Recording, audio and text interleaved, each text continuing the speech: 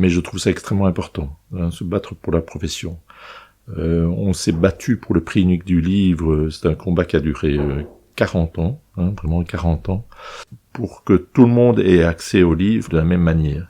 Le combat pour le prix du livre a fait que n'importe quel livre d'un petit éditeur a pratiquement les mêmes chances qu'un grand éditeur. Voilà, ça c'est la diversité du livre en France et en Belgique francophone est beaucoup plus importante que en Flandre, que même en Angleterre, parce que c'est les libraires indépendants qui défendent les éditeurs indépendants. Grâce à ça, il y a une grande diversité éditoriale.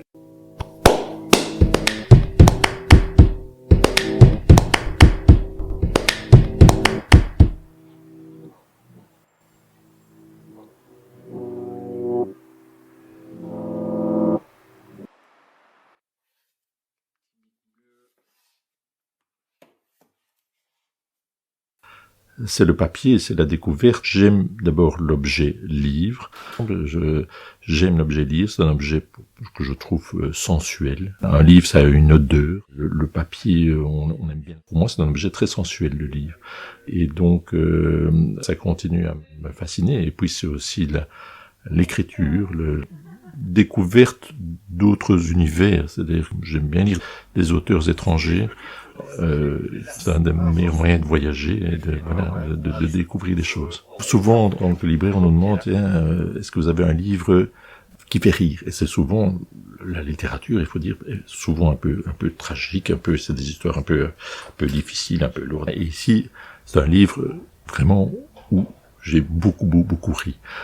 Mais en même temps, une très belle écriture. C'est un auteur qui s'appelle Ante Tomic, est un écrivain croate, pas connu du côté francophone, puisque c'est le premier livre traduit, mais c'est un journaliste, c'est un metteur en scène, et il a écrit Miracle à la combe aux aspics, aux éditions Noir sur Blanc.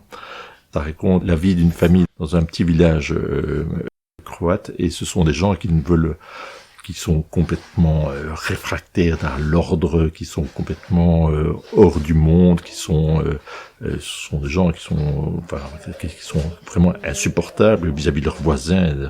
Jusqu'au jour où il y a un des fils qui veut aller à la ville pour se marier. « Va au diable !» répondait-il en lui tournant le dos. « Si je descends, ils m'obligeront à immatriculer la voiture.